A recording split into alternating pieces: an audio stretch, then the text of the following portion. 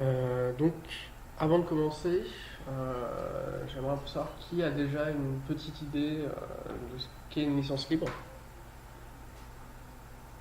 Personne, d'accord.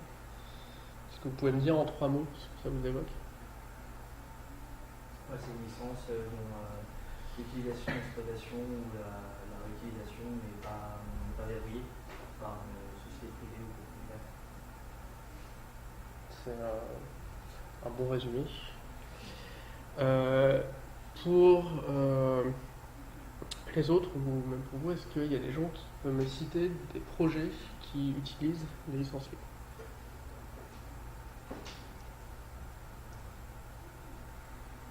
Personne. Généralement, on me cite Wikipédia, qui est le plus connu. Mais donc, on va voir aussi un ensemble d'exemples de projets qui utilisent des licences libres.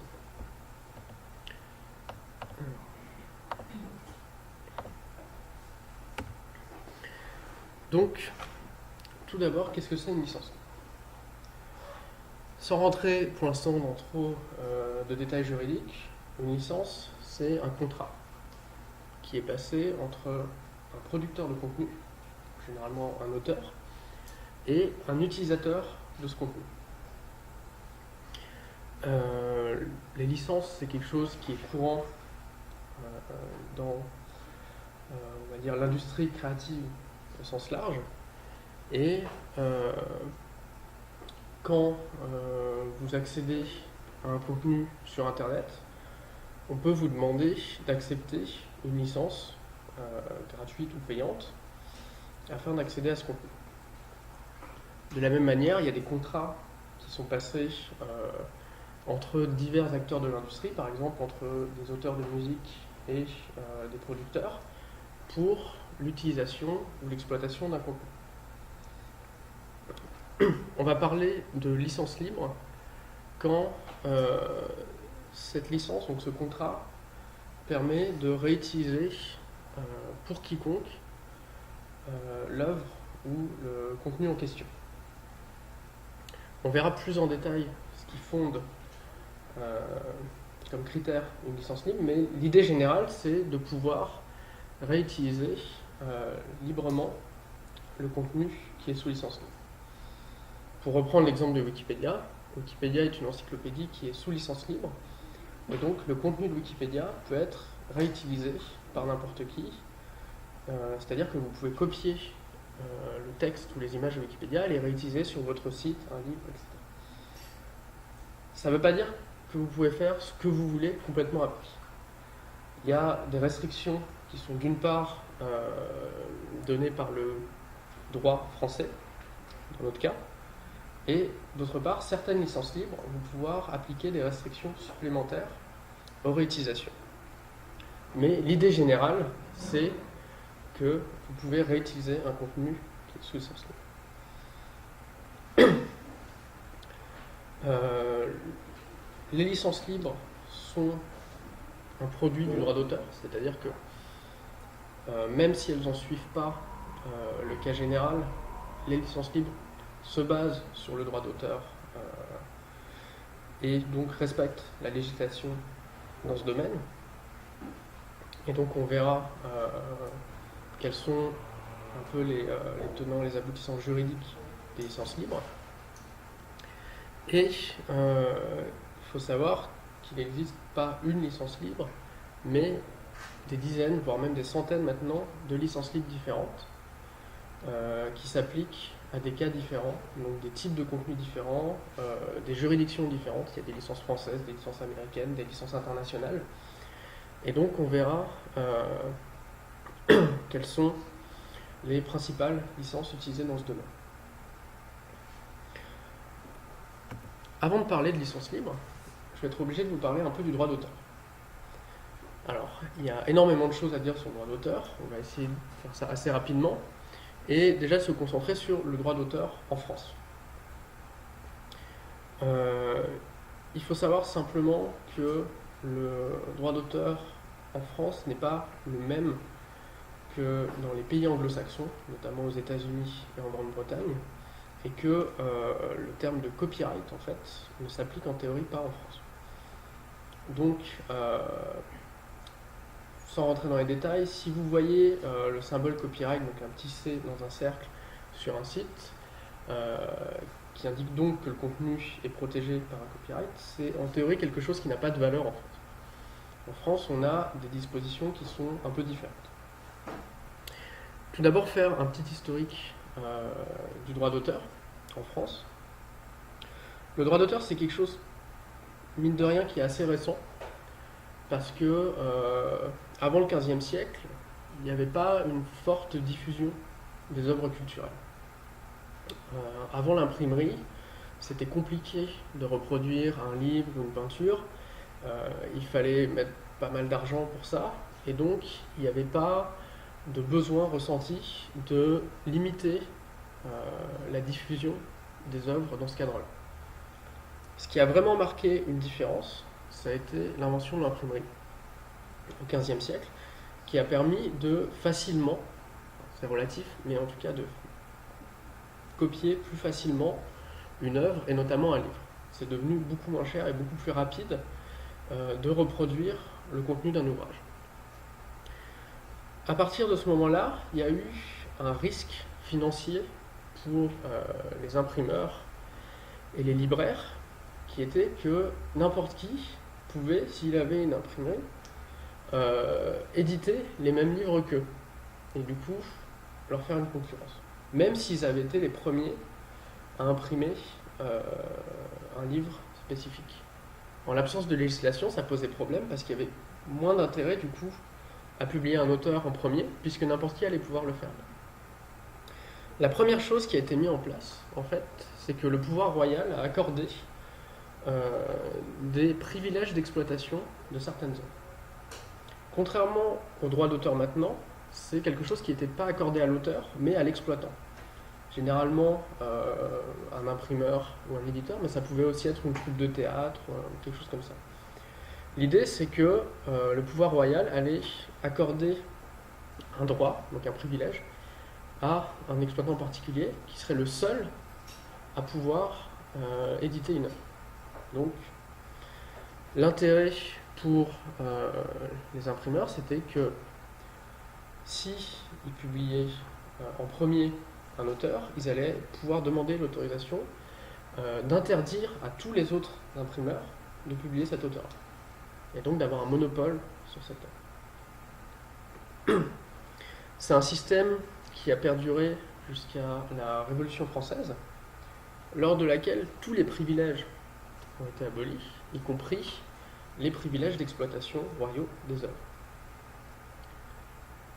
Rapidement après la Révolution, à partir de 1791, les lois ont commencé à prendre en compte les droits des auteurs, et notamment le droit de propriété sur leur œuvre. La loi a commencé à reconnaître qu'un auteur était propriétaire de son œuvre, et du coup pouvait décider de qui pouvait réutiliser ou pas, diffuser ou pas son œuvre. C'est quelque chose qui a été établi dans une série de lois, principalement entre 1791 et 1793, et qui donnait déjà les grands principes du droit d'auteur à la française. Un point important, plus tard, c'est la Convention de Berne, qui a marqué un peu l'internationalisation du droit d'auteur. C'est une convention qui permettait aux États signataires, qui est toujours en vigueur d'ailleurs, de mettre en place une réciprocité du droit d'auteur entre les pays. C'est-à-dire que une œuvre qui était protégée par le droit d'auteur aux États-Unis, par exemple, allait pouvoir être protégée également en France. Ça permettait d'avoir un droit d'auteur qui soit applicable dans différents pays, en prenant bien sûr en compte la législation propre à chaque pays. Il y a eu une évolution en 1957, quand on s'est rendu compte que des lois qui dataient de la Révolution française commençaient à être un peu archaïques, et que les moyens de diffusion des contenus avaient quand même pas mal évolué, et que du coup il fallait un peu repenser la façon dont s'appliquait le droit d'auteur. Et donc il y a eu une grande loi sur le droit d'auteur cette année-là, qui modernisait un peu le fonctionnement. Et c'est une loi qui est restée en vigueur jusqu'en 1992 avec la création du Code de la propriété intellectuelle. Le Code de la propriété intellectuelle, c'est ce qui régit toujours aujourd'hui le droit d'auteur en France, et qui est donc un code qui contient l'ensemble des dispositions relatives au droit d'auteur en France. Un dernier point important dans le cas de la France, c'est la première directive européenne sur l'harmonisation du droit d'auteur en Europe. L'idée, ça a été, au sein de l'Union européenne, de modifier les modalités d'application du droit d'auteur pour avoir une uniformité dans les différents pays. Alors ça ne concerne pas tout le droit d'auteur, mais certaines dispositions. Par exemple, on va en parler après, la durée après laquelle une œuvre rentre dans le domaine public est depuis 1993 la même partout dans l'Union européenne. C'est des dispositions qui ont été uniformisées. Voilà pour le droit d'auteur en France. On a une histoire qui est un peu similaire dans d'autres pays, par exemple en Grande-Bretagne, avec également un système royal pour protéger les imprimeurs, qui s'est transformé après en système qui protège les auteurs, et avec une évolution un peu similaire. Alors concrètement, qu'est-ce qu'on trouve dans le Code de la propriété intellectuelle ? Il y a deux parties, une sur la propriété industrielle, donc tout ce qui concerne les brevets, les inventions, etc., et une partie sur la propriété littéraire et artistique, donc ce qui va nous concerner ici. C'est de ça qu'on va parler. C'est un code qui définit un ensemble de droits pour les auteurs et deux catégories de droits principaux. D'une part, le droit moral, qui est un droit qui est dit inaliénable, c'est-à-dire qu'un auteur ne peut pas se défaire de son droit moral, même si on le paye, même si il décide de s'en débarrasser au profit d'une entreprise, etc. C'est quelque chose qui en France n'est pas possible. Le droit moral reste la propriété de l'auteur et qui n'est pas limité dans le temps non plus. Même après la mort d'un auteur, il continue à disposer de son droit moral. Ce qu'on appelle le droit moral, c'est en fait un ensemble de 4 droits principaux. Le premier, c'est le droit de divulgation, c'est-à-dire qu'un auteur peut décider de divulguer ou pas son œuvre, et donc de choisir comment elle est diffusée. Le deuxième, ça va être le droit de paternité, qui est peut-être le plus fort en France, qui est qu'un auteur a toujours droit à être cité quand on utilise son nom. A l'inverse, un auteur peut également demander à ne jamais être cité quand on utilise son nom. Mais c'est un point qui doit être respecté selon la volonté de l'auteur. Le droit au respect de l'intégrité de l'œuvre, c'est-à-dire qu'on ne peut pas détourner une œuvre de son sens original pour lui faire dire autre chose si l'auteur n'est pas d'accord. C'est quelque chose qui est assez subjectif, mais qui fait le cas de procès de temps en temps, notamment pour les œuvres d'art contemporain. Et le droit de retrait, c'est un droit qui permet en théorie à un auteur de plus vouloir que son œuvre soit diffusée. Même si elle a déjà été diffusée, il décide soit d'enlever son nom sur toute la diffusion de l'œuvre, soit de retirer tout ce qui a été diffusé. Dans la pratique, c'est plus compliqué que ça, parce que ce droit de retrait se fait aux frais de l'auteur. C'est-à-dire qu'il y a un auteur qui aurait passé un accord avec un éditeur pour la diffusion de son livre, il peut en décider, en théorie, d'annuler cet accord et de retirer toute la diffusion. Sauf que c'est à ses frais que doit se faire le retrait de l'ensemble des livres mis en circulation. Ce qui, dans les cas, arrive très peu, étonnamment. Mais, par contre, qui a un intérêt dans le cas d'Internet, où c'est plus facile de demander le retrait d'un contenu, encore que si le contenu a été copié à de nombreux endroits sur Internet, ça devient vite incontrôlable. Donc, ça constitue le droit moral de l'auteur. Et à côté de ça, on a ce qu'on appelle les droits patrimoniaux, qui sont pour le coup des droits que l'auteur peut céder à un individu, une entreprise, etc., et qui sont limités dans le temps. On a d'une part le droit de reproduction, qui permet à un auteur de contrôler qui peut reproduire une œuvre, donc imprimer un livre, presser un CD, ce genre de choses. Et d'autre part, le droit de présentation, qui concerne la diffusion d'une œuvre. Une projection cinématographique, par exemple, ça ne nécessite pas forcément de reproduire l'œuvre sur un nouveau support physique, mais c'est une diffusion de l'œuvre. Ces droits, ils sont donc en France limités dans le temps, c'est-à-dire que les droits patrimoniaux arrêtent de prendre effet 70 ans après la mort de l'auteur, ce qui est une durée relativement longue par rapport à d'autres pays. Ce qui fait que après la mort d'un auteur, ses ayants droit, donc généralement ses héritiers, peuvent encore d'une part bénéficier de revenus sur la diffusion d'une œuvre, et d'autre part interdire la diffusion de cette œuvre. C'est quelque chose qui est très fréquemment utilisé en droit français.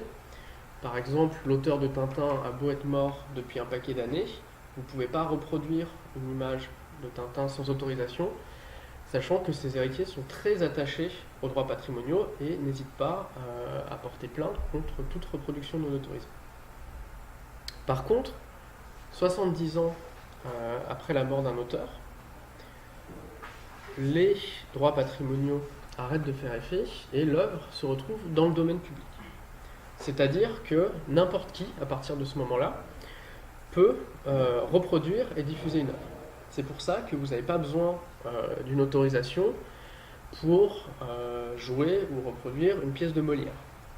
Vous n'avez pas à chercher ses héritiers pour demander l'autorisation. Par contre, comme le droit moral reste en vigueur, même si vous pouvez réutiliser une œuvre dans le domaine public, vous devez en théorie en citer l'auteur. Est-ce qu'il y a des questions par rapport à ce point? Le droit de retrait, on peut enlever son nom de l'œuvre, mais c'est ça, on peut avoir le droit d'enlever ce que vous disiez. En fait, à la fois le droit de paternité et le droit de retrait permettent de demander à ce que son nom ne soit pas cité quand on utilise une œuvre, ce qui est assez rare. Il y a des cas où c'est le cas. Par exemple, il y a des réalisateurs de films américains. Bon, là on est en droit français, mais c'est un peu pareil dans d'autres pays. Des réalisateurs de films qui ont honte de leur film et qui demandent à ce que le film soit diffusé sous un pseudonyme. Parce qu'ils ne veulent pas qu'on sache que c'est eux qui. Voilà.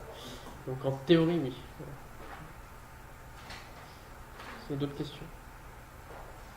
Oui. Oui, les droits moraux, ils ont une durée limitée, c'est ça? Illimité. Les droits moraux sont toujours valables. Le droit de paternité non plus. Surtout le droit de paternité. Même après une mort. Pardon? Même après une mort. Oui, c'est-à-dire que même en réutilisant l'œuvre d'un auteur qui est mort depuis 300 ans, il faudra citer son nom. Même si c'est dans le domaine public. Même si c'est dans le domaine public. Ce qui, du coup, est peut-être moins effectif une fois que c'est dans le domaine public, parce qu'un auteur qui est mort depuis 200 ans a peu de chances de porter plainte. Mais, en théorie, il faut citation. Alors, le code de la propriété intellectuelle définit d'autres droits, notamment ce qu'on appelle les droits voisins, qui ont trait à la diffusion d'une œuvre, la licence, les accords qu'on peut passer avec un producteur, des choses comme ça.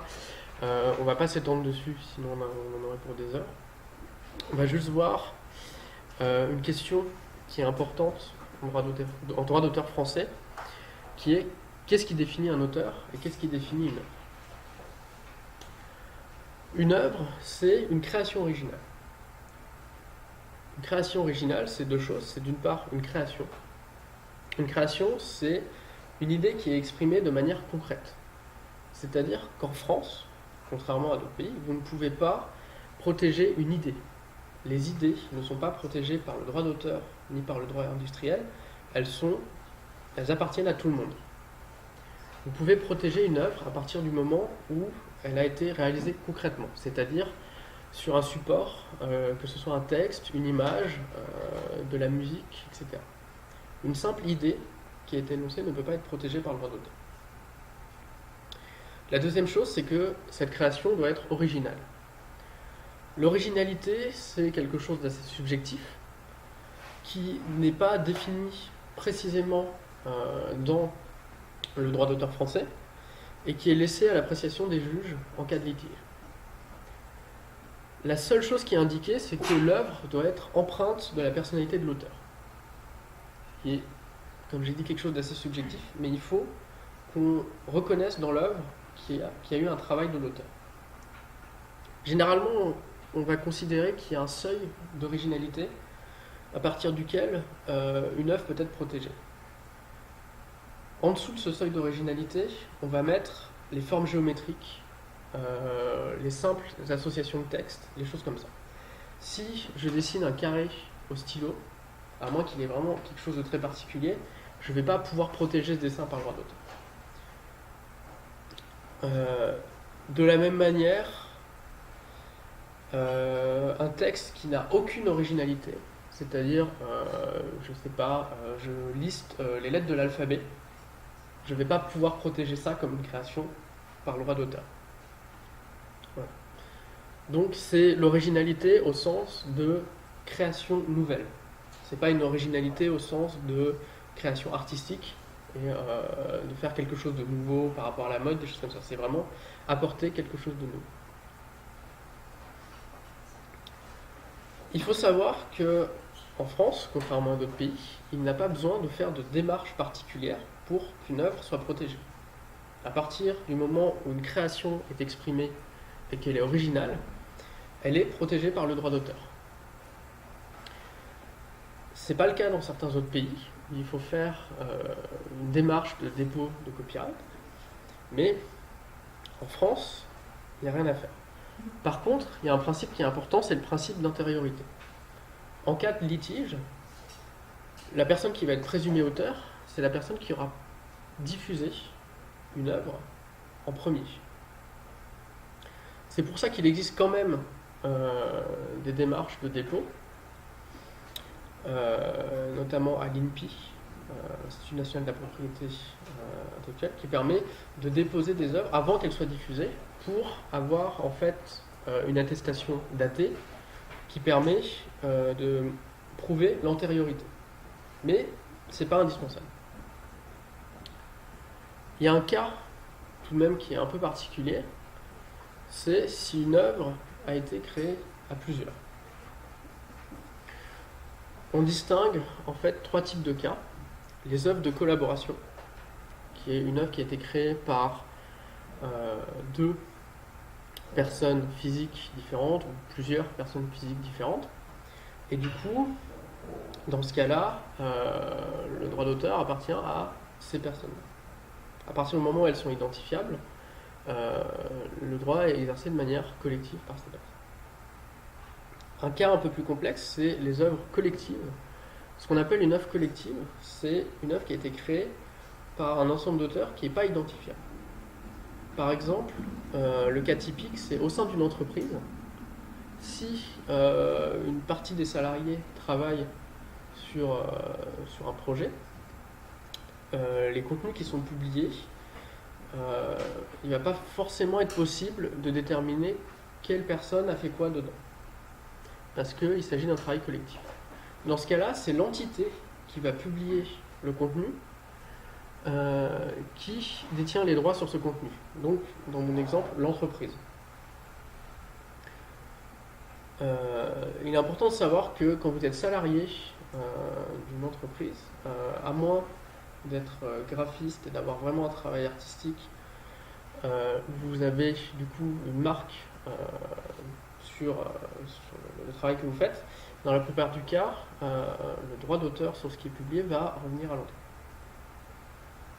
Un dernier cas, il s'agit des œuvres composites.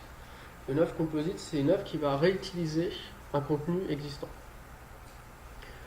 Par exemple, si je prends en photo une œuvre d'art, il y a deux droits d'auteur qui vont s'appliquer ici. Mon droit en tant qu'auteur photographe, qui a pris la photo, et le droit de l'artiste qui a réalisé l'œuvre d'art. Dans ce cas-là, il faudra l'autorisation à la fois du photographe et de l'artiste pour réutiliser l'image. Et donc, la photo sera tombée dans le domaine public 70 ans après la mort de l'artiste ou 70 ans après la mort du photographe, selon celui qui meurt en dernier.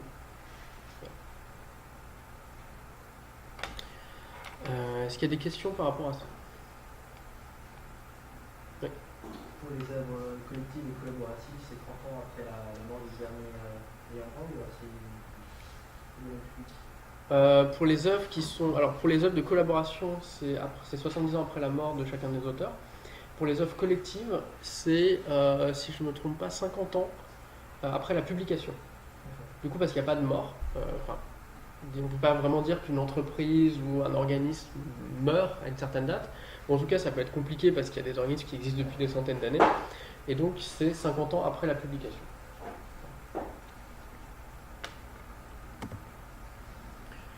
Alors, on va maintenant voir comment se placent les licences libres dans ce contexte.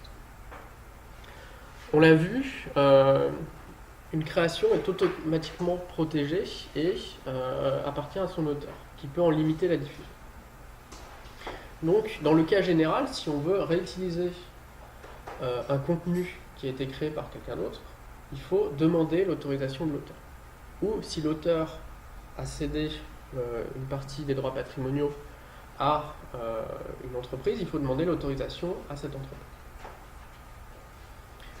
L'idée des licences libres, c'est d'inverser plus ou moins cette tendance.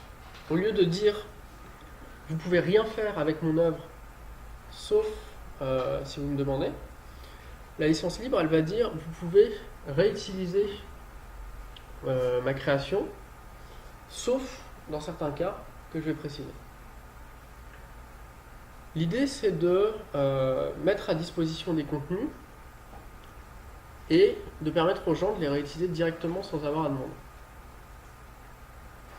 On va voir des exemples par la suite de projets où ça a un intérêt, mais disons que ça permet de favoriser très largement la diffusion d'une œuvre, toujours dans un cadre légal. Comme je l'ai dit, il existe tout un ensemble de licences libres avec des restrictions différentes, mais généralement on va considérer qu'une licence est libre à partir du moment où elle respecte 4 libertés fondamentales. Ces 4 libertés, c'est donc la possibilité d'utiliser une œuvre, de l'étudier, de redistribuer des copies de cette œuvre et de modifier l'œuvre et ensuite de publier les modifications. Ces 4 libertés, c'est ce qu'on considère généralement comme les 4 libertés fondamentales des licences libres. On appelle souvent ces 4 libertés le principe de copyleft, par opposition au copyright. Il faut savoir que ce n'est pas non plus quelque chose qui met tout le monde d'accord et qu'il y a un certain nombre de licences dites libres qui ne respectent pas toutes ces conditions, mais qui se considèrent quand même comme des licences libres. On va généralement considérer que les conditions les plus importantes sont ici la première et la troisième, c'est-à-dire d'utiliser l'œuvre et de redistribuer l'œuvre. C'est ce qui est à la base des licences libres, vraiment le fait de pouvoir utiliser et distribuer un contenu. Donc, on a le cas de licences libres qui sont dites non copyleft, c'est-à-dire qui ne respectent pas forcément ces 4 libertés.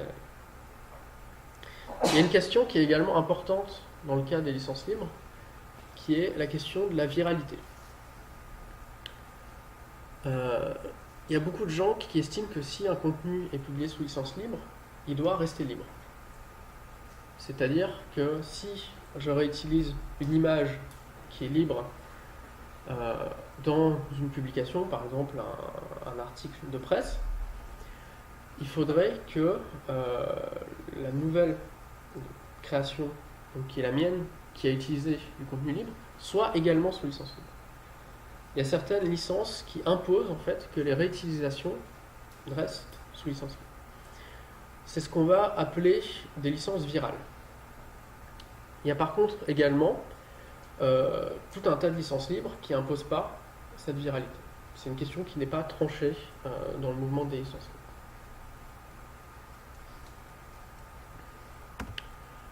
Alors, un petit historique du mouvement des licences libres. C'est un mouvement qui est né à la base de l'informatique. Il faut savoir que dans les années 70,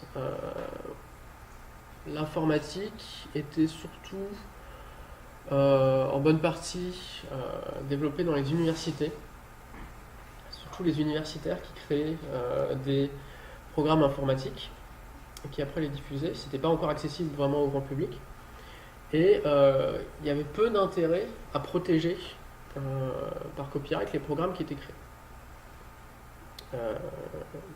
Donc les universités américaines notamment se partageaient des bouts de programmes informatiques, des créations comme ça, et il n'y avait pas vraiment de restriction. Par contre, en arrivant aux années 80, il y a eu un début de démocratisation de l'informatique et les entreprises qui faisaient de l'informatique se sont rendues compte qu'il y avait un intérêt à limiter la diffusion des logiciels et donc à rendre certains logiciels payants ou en tout cas à limiter leur diffusion via copyright. C'est à ce moment-là qu'a émergé le mouvement du logiciel libre afin de créer des logiciels qui soient réutilisables par tout le monde. C'est donc Richard Stallman, un informaticien américain, qui a commencé le premier à théoriser ce mouvement et à créer des logiciels diffusés sous licence libre. Il a créé pour ça le projet GNU, donc GNU, qui est un projet qui visait à créer un ensemble de logiciels publiés sous licence libre. L'idée, c'était que ces logiciels soient réutilisables par quiconque le souhaite, sans avoir à payer une licence ou à demander l'autorisation. Dans cette optique, il a créé l'année d'après la Free Software Foundation, qui est une fondation américaine qui vise à diffuser et enrichir le mouvement du logiciel. Une étape importante, ça a été en 1989 la création de la GPL, qui est une des toutes premières licences libres. Avant ça, ce qui était publié par le projet GNU était accompagné d'une notice qui disait vous pouvez réutiliser ce logiciel pour tout ce que vous voulez en faire, vous pouvez le distribuer, etc. Mais il ne s'agissait pas d'une licence juridique à proprement parler, et simplement d'une notice informative, et du coup il n'y avait pas de fondement juridique à cette information. L'idée de la première licence libre, ça a été de créer une licence en faisant travailler des juristes dessus qui garantit la liberté de réutilisation de ces logiciels. L'idée, c'était notamment que cette licence soit valable devant un tribunal. Et que, du coup, si quelqu'un réutilisait un logiciel sous licence libre, sans, par exemple, créditer l'auteur, ce qui est une des obligations de la licence GPL, il était possible de porter plainte. A contrario, c'était aussi du coup de garantir la liberté de l'utilisateur et qu'on ne puisse pas reprocher à quelqu'un d'avoir utilisé quelque chose sous licence libre sans avoir payé, parce que cette liberté d'utilisation était garantie par la licence.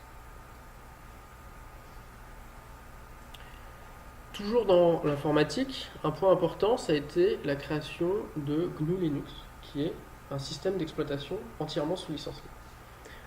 Un système d'exploitation, c'est le système général qui fait tourner un ordinateur.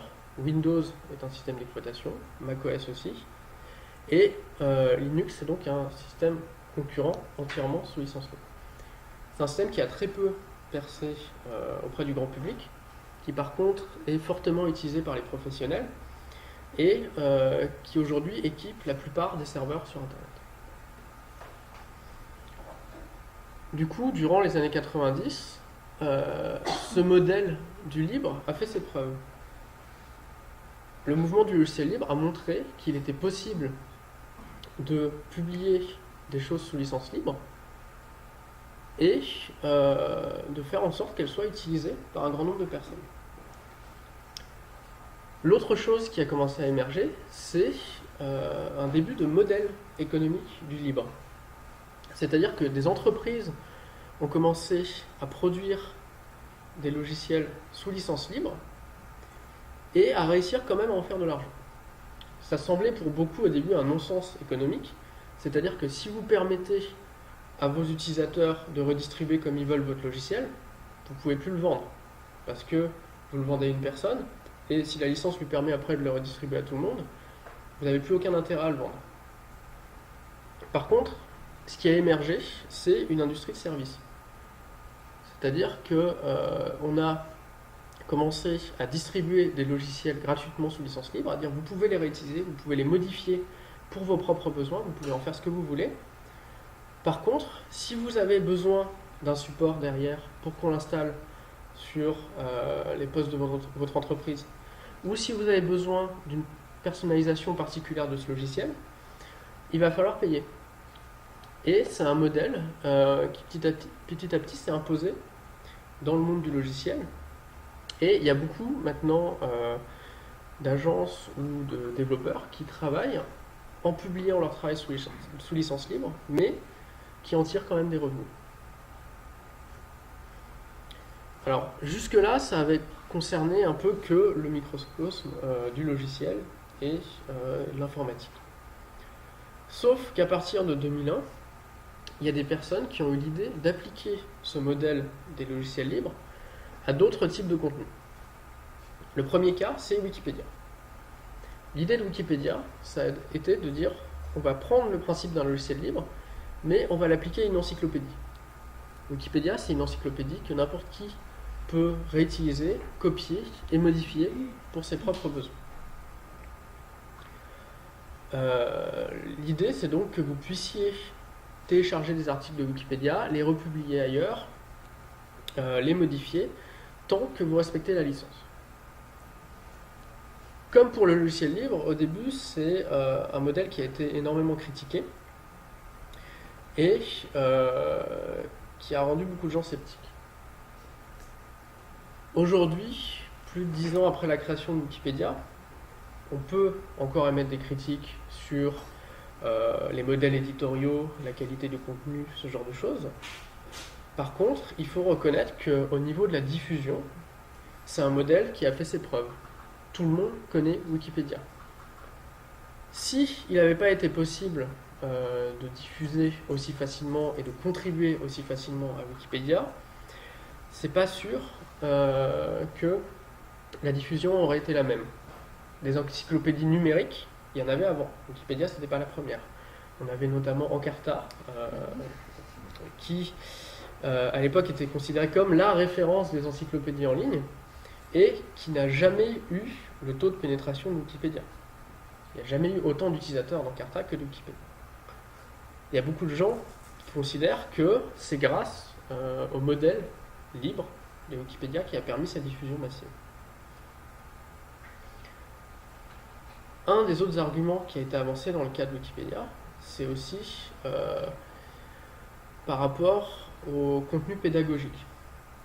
Un des intérêts de Wikipédia et du fait qu'il soit sous licence libre, c'est que vous pouvez créer un livre qui reprend des articles de Wikipédia tant que vous respectez la licence de Wikipédia qui n'impose pas grand-chose à part de citer l'auteur et l'origine de l'article, enfin les auteurs dans le cas de Wikipédia.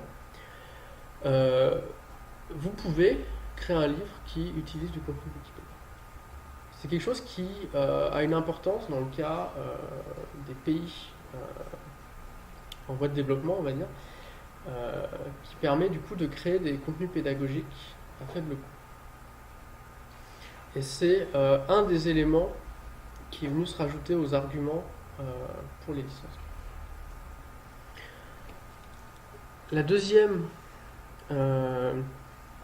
avancée qui a eu lieu en 2001, donc indépendante de Wikipédia, ça a été l'apparition de Creative Commons. Creative Commons, c'est un ensemble de licences libres, faciles à utiliser. C'est-à-dire que les licences libres, les premières comme la GPL, c'est des textes juridiques qui font plusieurs pages, qui sont difficiles à comprendre par le public et qui en plus ne s'appliquent qu'à un domaine précis, ici l'informatique. L'idée de Creative Commons, ça a été de créer des licences qui sont très faciles à comprendre et qui sont en plus faciles à utiliser.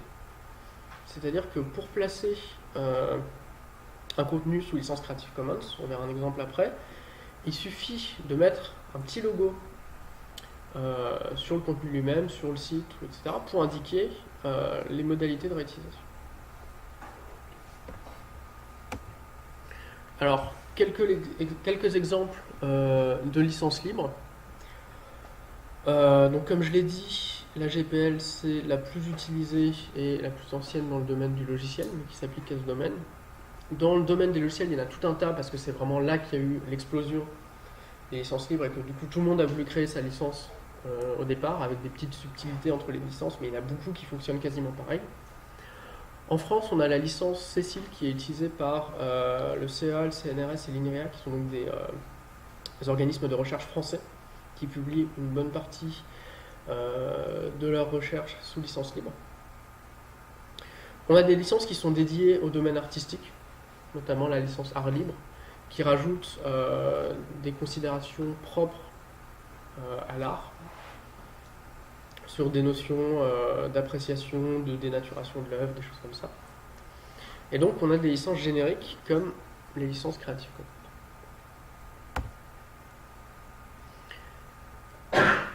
Il n'y a pas une licence Creative Commons, mais un ensemble de licences. L'idée, c'est que vous pouvez combiner des critères qui vont s'appliquer à votre contenu. Si vous voulez publier un contenu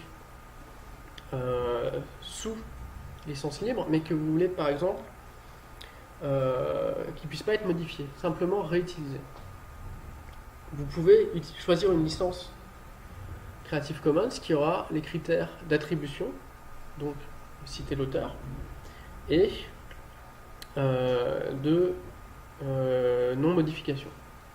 C'est-à-dire que vous interdisez la modification de l'œuvre, elle pourra simplement être reproduite telle qu'elle.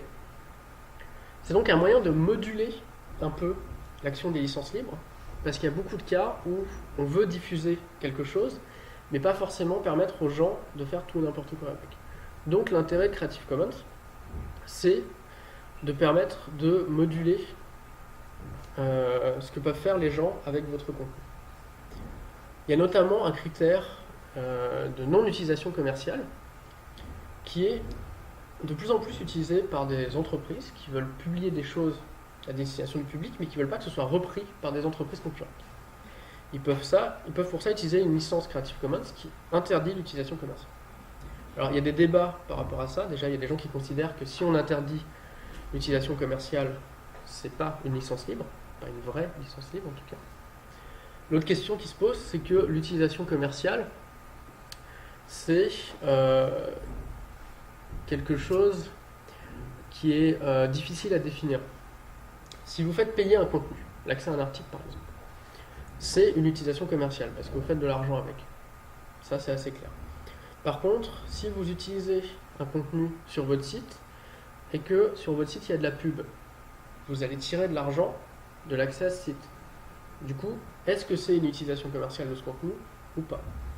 C'est des questions qui ne sont pas forcément tranchées, qui se posent encore. Mais donc, l'idée, c'est que sur le site de Creative Commons, vous allez pouvoir sélectionner les critères qui vous intéressent et ça va vous fournir la licence qui correspond à vos critères. La seule chose à faire, c'est de mettre un petit logo sur votre contenu qui indique quelle licence a été sélectionnée. Là, on a un exemple de logo avec du coup les petits identifiants BY et NC qui donc imposent l'attribution, donc de citer l'auteur, et interdit l'utilisation commerciale donc pour le NC. Grâce à ce système qui est assez simple d'utilisation, ces licences-là sont devenues rapidement les licences les plus utilisées dans le domaine des licences libres. On va voir des exemples de projets qui utilisent des licences Creative Commons après. Mais alors, il y a d'une part beaucoup de projets collaboratifs comme Wikipédia qui utilisent des licences Creative Commons, mais aussi beaucoup d'utilisateurs individuels qui publient des contenus sous licence Creative Commons sur des plateformes type YouTube ou autres, parce que c'est quelque chose qui est facile à mettre en place. Oui. La modification, c'est on peut pas modifier par exemple le texte, mais partage à l'identique, c'est. Ah oui, non, pardon, j'ai pas spécifié. Partage à l'identique, c'est un peu particulier. C'est le fait que la licence est virale. C'est-à-dire que si vous le partagez, il faut le partager sous la même licence. Obligatoire. Oui. Cette licence de Creative Commons, elle est reconnue dans le monde entier de la même manière ou pas? Alors, justement, j'allais y venir. Creative Commons, c'est une organisation à but non lucratif qui publie ses licences et qui a des antennes dans la plupart des pays du monde, qui travaillent souvent avec les universités ou les organismes de recherche pour adapter les licences à chaque juridiction. Donc, il y a un travail qui est fait pour que les licences soient valides dans tous les pays. Et du coup, les licences Creative Commons sont tout à fait adaptées au droit français, mais également au droit américain et à la plupart des juridictions. Vous avez la possibilité d'utiliser une licence spécifique à un pays. Vous avez les licences Creative Commons France, Creative Commons Allemagne, etc. pour l'adapter vraiment au droit d'un pays. L'intérêt aussi, c'est que dans le code qui vous est fourni par Creative Commons, sur l'image, vous allez avoir un lien qui renvoie en fait au texte juridique complet de la licence, avec la possibilité de voir les textes selon les pays qui en fait citent les bons articles de loi selon le pays dans lequel vous le trouvez. Donc c'est des licences qui ont fait leurs preuves et qui ont déjà fait l'objet de plusieurs procès. Alors pas en France, mais en Allemagne, il y a déjà eu des cas de contenu sous licence Creative Commons qui avaient été réutilisés, mais par exemple l'auteur n'avait pas été cité, ou le contenu avait été modifié alors que la licence était une licence pas de modification. Et il y a des procès qui ont été gagnés par des auteurs dans ces cas-là. Donc c'est vraiment des licences qui sont tout à fait valables en droit d'auteur. Est-ce qu'il y a d'autres questions? Oui. Quelles sont les juridictions qui sont compétentes pour trancher en différents Alors,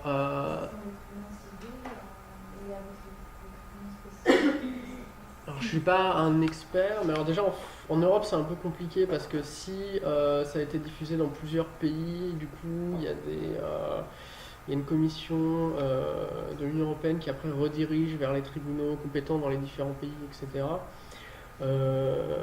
Après en France, je ne veux pas dire de bêtises, c'est pas mon domaine. J'ai jamais eu à porter plainte. Voilà. Après, en tout cas, il y a des magistrats spécialistes de la propriété intellectuelle en France et c'est des choses qui sont tout à fait défendables devant un tribunal. Est-ce qu'il y a d'autres questions? Alors, on va maintenant voir des exemples concrets de projets qui utilisent les licences libres. Et généralement, quand on parle des licences libres aux gens, ils disent c'est un peu fou de vouloir diffuser des choses comme ça sans les vendre, en utilisant tout le monde à faire n'importe quoi avec. Il ne va pas y avoir beaucoup de personnes qui font ça. Et surtout pas des grosses entreprises. Pourtant, des projets sous licence libre, la plupart des gens en connaissent et en utilisent. Notamment dans le domaine du logiciel, vous avez le navigateur Mozilla Firefox qui est entièrement sous licence libre. Vous avez également Google Chrome qui est en grande partie sous licence libre. Pas entièrement, mais à bien 80%. Pardon ? C'est pas Chromium? Voilà, il y a un projet qui s'appelle Chromium qui est en fait la version de Chrome entièrement sous licence libre. Du coup, c'est des logiciels qui sont très utilisés. Encore plus gros, vous avez le système Android qui équipe la majorité des téléphones portables de nos jours, qui est un système qui est, alors, plus entièrement, mais en bonne partie sous licence libre. Qui est donc un système qui est créé par Google, qui est une des plus grosses entreprises du domaine, et qui pourtant a un intérêt à publier des choses sous licence libre. Parce que leur revenu, de toute façon, ne vient pas de la vente de ce logiciel. Google se fait de l'argent, d'une part, en passant des partenariats avec les opérateurs et les fabricants de téléphones pour adapter leur système au téléphone, d'autre part, avec la publicité. L'intérêt de Google, c'est que un maximum de personnes utilisent des smartphones Android pour pouvoir accéder aux services Google, Gmail, Google Drive, etc., qui, pour une partie, contiennent de la publicité, qui est le revenu principal de Google. Question. Oui. Est-ce que c'est possible pour une entreprise de dire j'ai un projet sous licence libre, maintenant je vais passer sous licence propriétaire? Est-ce que c'est possible? Est-ce que c'est déjà arrivé? C'est pas possible. C'est-à-dire que les licences libres sont, comme toute licence en fait, irrévocables. Et donc, ce qui a déjà été publié sous licence libre ne peut pas être retiré. Par contre, vous pouvez placer un projet dans son ensemble sous licence propriétaire, et c'est-à-dire que tout ce qui va être ajouté à partir de ce moment-là sera propriétaire et pas sous licence libre. Mais en tout cas, tout ce qui a déjà été publié reste publié. Ça arrive assez souvent. C'est le cas en fait sur Android où tout était libre au début quasiment dans le système. Il y a des applications qui ont été remplacées par d'autres applications pas libres, mais les versions anciennes libres restent libres. Ce qui a permis à d'autres entreprises de réutiliser d'ailleurs le travail de Google. Vous avez Amazon qui a lancé son système pour liseuses et tablettes qui en fait réutilise une bonne partie du code d'Android. Un autre logiciel libre couramment utilisé, c'est WordPress, qui est un logiciel qui permet, c'est un système de gestion de contenu qui permet de créer des sites web et des blogs, qui est utilisé par énormément d'agences de création web professionnelles, mais qui pourtant est un logiciel libre créé du coup en bonne partie par des bénévoles qui contribuent. En dehors du logiciel, vous avez donc des projets collaboratifs comme Wikipédia. Vous avez également OpenStreetMap qui est un projet de cartographie collaboratif sous licence libre. C'est un concurrent de Google Maps qui est entièrement sous licence libre. Pour avoir quelque chose d'un peu plus local, vous avez Archi Strasbourg qui est un projet collaboratif qui vise à documenter les bâtiments de Strasbourg avec des informations sur l'architecte, la date de construction, les rénovations, des choses comme ça, et qui est également sous licence libre. Vous avez également des projets plus artistiques, même si ça se fait moins dans ces domaines-là. Et vous avez quelques éditeurs comme Framabook qui publient des livres sous licence libre, ce qui n'empêche pas de les vendre. C'est-à-dire que la version numérique du livre est téléchargeable gratuitement et diffusable comme vous voulez. Par contre, vous pouvez également acheter le livre sur papier, et là, comme il y a des coûts d'impression, vous payez le livre par rapport aux coûts d'impression, d'envoi, etc. Vous avez quelques courts-métrages ou moyens-métrages qui sont sous licence libre. Deux exemples, Big Bug Bunny et Sintel, qui sont des films d'animation de qualité professionnelle qui ont été financés par l'industrie du cinéma, qui du coup sont des vrais projets de films d'animation mais qui sont diffusés sous licence libre. Oui. Et les projets-là, on peut les réutiliser, les modifier ou pas tout ce qui est artistique. Il faut vérifier la licence de chaque projet. La plupart des choses, c'est sous licence Creative Commons, donc c'est spécifié assez clairement. Généralement, la modification, elle est rarement interdite. Ce qui est le plus courant, par contre, c'est le non commercial. Vous ne pouvez pas revendre derrière. Mais outre ces projets qui sont du coup des gros projets portés par des entreprises ou des associations, mais avec vraiment une communauté qui travaille dessus, vous avez tout un tas de gens qui publient des choses sous licence libre de manière ponctuelle en tant qu'individu sur tout un tas de sites. Alors vous pouvez sur votre propre site publier des choses sous licence libre en indiquant sous quelle licence vous publiez, mais il y a également de plus en plus de plateformes qui permettent de publier des choses facilement sous licence libre. Il y a peu de gens qui le savent, mais quand vous publiez une vidéo sur YouTube, vous pouvez choisir entre la licence YouTube standard, qui est une licence qui autorise les gens à partager la vidéo en utilisant le player YouTube que vous pouvez intégrer dans Facebook, dans une page, etc., mais pas vraiment plus. Vous pouvez par contre également sur YouTube publier vos vidéos sous licence Creative Commons. Il y a simplement une case à cocher quand vous publiez la vidéo.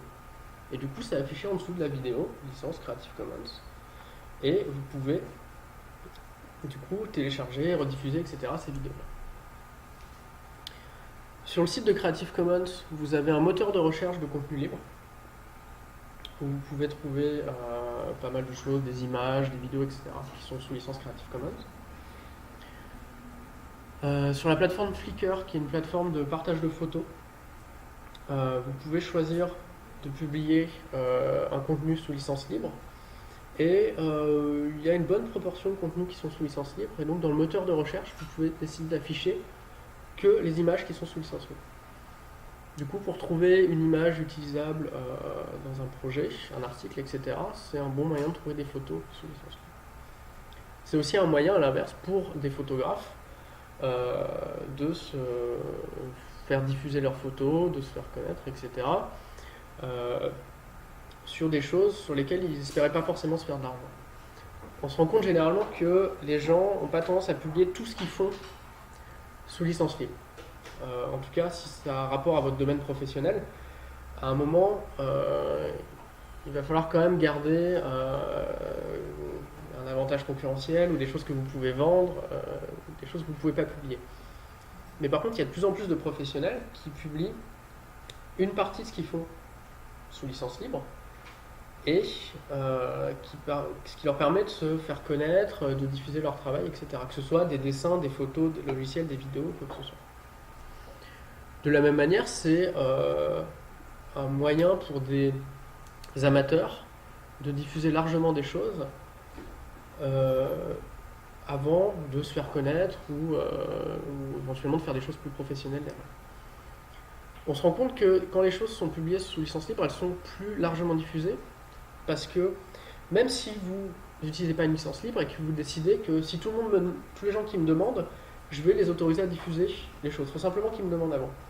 Mais en fait, la plupart des gens n'osent pas demander.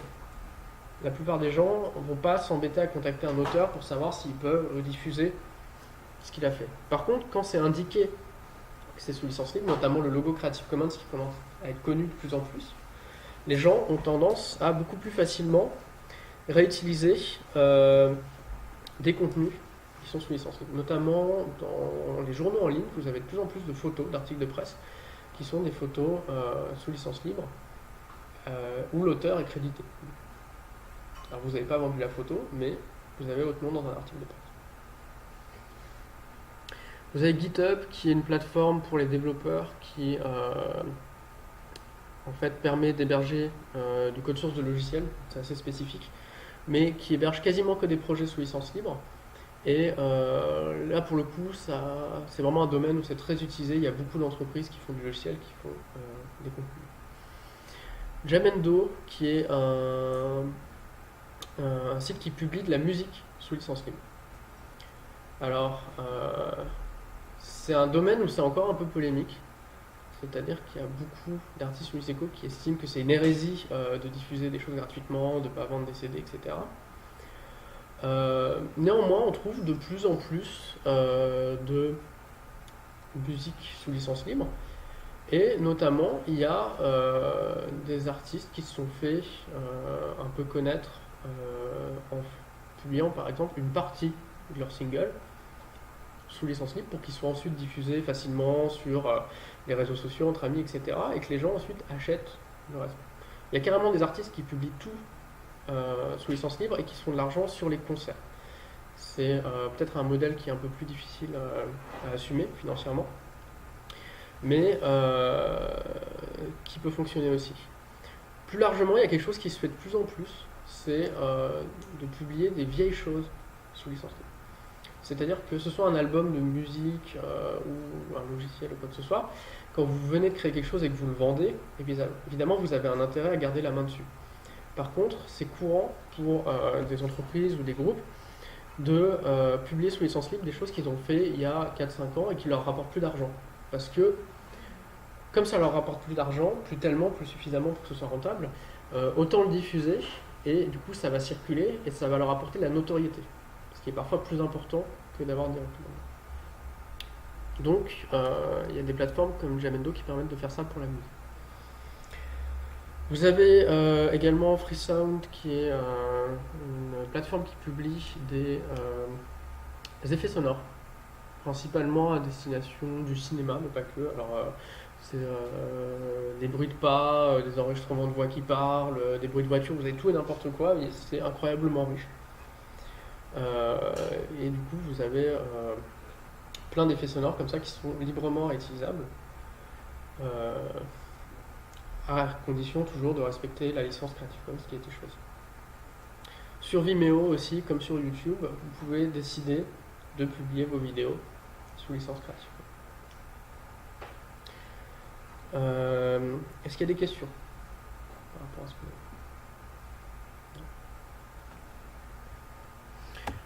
Alors, on va également parler d'autres mouvements proches du mouvement libre, notamment l'open data et l'open access. C'est-à-dire que le mouvement des licences libres donc, a commencé dans le logiciel, s'est étendu à tous les types de contenus par la suite, et maintenant a tendance à s'étendre également vers les institutions. L'open data, c'est un mouvement qui vise à publier des données publiques sous licence libre. Ce qu'on appelle des données publiques, c'est des données qui sont produites par l'État ou par des collectivités. L'idée, c'est que puisque les services publics fonctionnent en partie grâce à l'argent de nos impôts, il paraîtrait juste qu'on ait un accès à ce qui a été produit avec cet argent. C'est une philosophie qui a commencé à émerger aux États-Unis dans les années 2000 et qui maintenant s'est répandue en Europe depuis quelques années. La France a mis un peu plus longtemps que les autres pays à se mettre à l'open data, mais vous avez maintenant depuis plusieurs années un portail data.gouv.fr où vous pouvez accéder à des données publiées par différents services de l'État, du gouvernement et collectivités. C'est très large, ça peut aller des statistiques sur le chômage publiées par un ministère à la position de tous les arbres à Paris qui a été publiée par la mairie de Paris, enfin, des choses plus pratiques comme ça. L'intérêt, il est d'une part pour les citoyens pour s'informer sur ce qui est fait par les collectivités. Alors pas forcément directement, il y a peu de gens qui vont aller chercher des informations directement sur ces plateformes. Par contre, c'est une source de contenu très intéressante pour les journalistes qui vont pouvoir du coup faire de la curation de ces contenus et relever les choses intéressantes. De la même manière, ça va servir aux associations qui militent dans un domaine particulier de s'informer sur concrètement ce qui est fait par l'État dans ce domaine. Pour prendre des exemples un peu, peut-être un peu polémiques mais récents, vous avez par exemple les déclarations d'intérêt des parlementaires qui sont publiées maintenant en open data, ce qui permet à chaque citoyen de vérifier si son député touche plein d'argent à côté d'une société privée, etc. C'est quelque chose qui n'est pas encore forcément consensuel, mais qui a été mis en place. De la même manière, vous avez maintenant la même chose pour les médecins. Vous avez des données open data sur les médecins, les médicaments, les labos, etc. Ce qui fait que vous pouvez vérifier si votre médecin se fait payer des voyages par des labos pharmaceutiques régulièrement pour beaucoup d'argent, etc. Pareil, c'est quelque chose qui reste assez polémique, c'est des exemples un peu extrêmes, mais qui sont mis en place dans un but de transparence vis-à-vis des citoyens. L'intérêt ici de la licence libre, c'est que on autorise de fait les réutilisations de ces données, et du coup, un journaliste qui veut faire un article et intégrer des données open data n'a pas à demander au service public en question s'il peut intégrer ces données. Du coup, il y a vraiment une transparence complète sur ces données. Donc ça, c'est un domaine qui concerne les collectivités, les services publics, etc. Mais il y a une réflexion similaire qui est entamée depuis quelques années dans le monde de la recherche. C'est ce qu'on appelle l'open access, ou libre accès en français, et qui a pour but de publier des contenus scientifiques, universitaires, sous licence libre.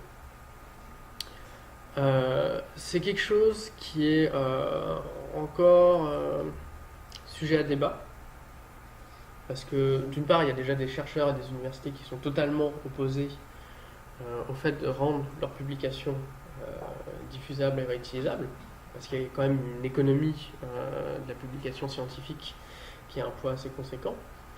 Et même dans les gens qui sont en faveur de l'open access, il y a des gens qui pensent qu'il faudrait que tout soit sous licence libre, et des gens qui pensent que le fait que ce soit gratuit, donc on puisse gratuitement accéder aux articles en lecture, c'est suffisant. Mais du coup, on ne pourrait pas réutiliser des données ou des parties d'articles pour un autre travail. En tout cas, il existe maintenant depuis quelque temps diverses plateformes qui permettent aux chercheurs, aux doctorants, etc., de publier volontairement des articles et des communications scientifiques sous licence libre. Vous avez par exemple l'archive ouverte HL, qui est un service du CNRS en partenariat avec certaines universités, etc., qui regroupe des publications pluridisciplinaires en libre accès. Alors en libre accès au sens large, c'est-à-dire que certaines sont simplement gratuites et d'autres sont sous licence libre. L'idée, c'est ici de constituer une base de connaissances réutilisables par les chercheurs pour favoriser l'avancée de la recherche de manière un peu globale, en permettant à chacun de se baser sur le travail des autres. Est-ce qu'il y a des questions? Oui. L'open data, c'est forcément sur la donnée publique ou ça peut être des données de fondation, ce genre de choses? La définition stricte de l'open data, c'est sur de la donnée publique. Après, c'est parfois étendu à déjà des sociétés qui rendent un service public, type la CTS à Strasbourg, la compagnie de transport, qui est une société, une entreprise, mais qui rend un service public et qui du coup a un service open data. Après, sur des données publiées vraiment par des organismes privés, on ne va pas parler d'open data généralement, parce que c'est pas les mêmes enjeux. Disons que dans le cas où c'est public, il y a vraiment une demande légitime de la part du citoyen d'avoir accès aux données. Fondation, si c'est des particuliers qui financent la fondation, c'est aussi oui. Ils devraient avoir où va leur argent. Mais disons que le mouvement Open Data, c'est un mouvement qui est aussi en partie législatif, avec des lois sur l'Open Data qui sont en préparation, des choses comme ça. Après, on ne peut pas imposer à des organismes privés de publier des données. Mais par contre, il y a quand même un enjeu qui est présent. Mais on va considérer que ce n'est pas de l'Open Data. Est-ce qu'il y a d'autres questions? Alors, pour finir, pour ceux qui voudraient s'intéresser un peu plus au sujet, une série d'ouvrages.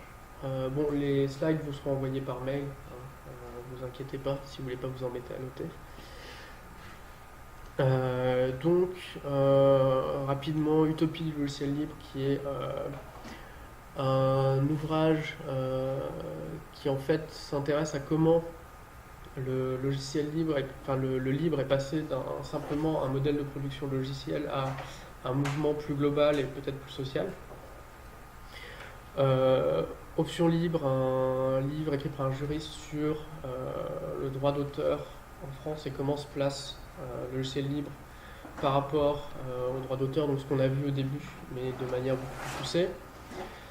Libre Conseil, un livre collectif pour les gens qui voudraient lancer un projet sous licence libre, que ce soit logiciel ou autre, et donc qui contient des conseils.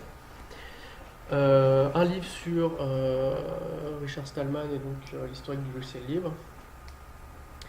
Et pour finir, les licences libres, qui est un mémoire réalisé à l'Université de Strasbourg, parce qu'on a la chance d'avoir à Strasbourg un centre d'études sur la propriété intellectuelle qui est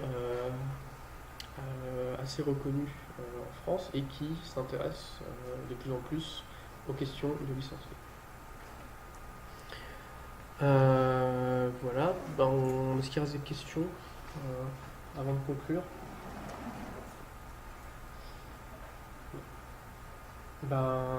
Merci à tous d'être venus déjà. J'espère que vous avez appris des choses et comme je l'ai dit, n'hésitez pas à consulter ce qu'on fait comme mode formation le reste de l'année. Il faut à chaque fois vous inscrire sur strasweb.fr. Merci.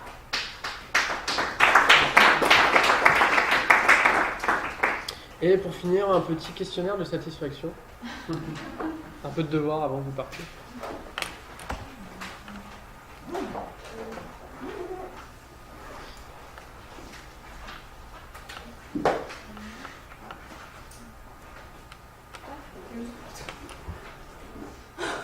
Qu'est-ce que ça fait là? Je sais pas. Ok.